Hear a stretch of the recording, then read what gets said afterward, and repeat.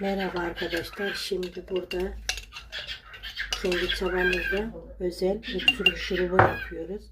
İçine 5 kaşık zeytinyağı, 5 kaşık keçi boynuzu dut veya üzüm pekmezi, 1 tatlı kaşığı karabiber koyuyoruz. Üzerine de limon sıkıyoruz ve karıştırıyoruz. Güzelce macun haline getiriyoruz.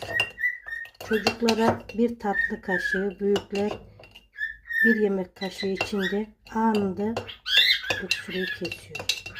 Afiyet olsun.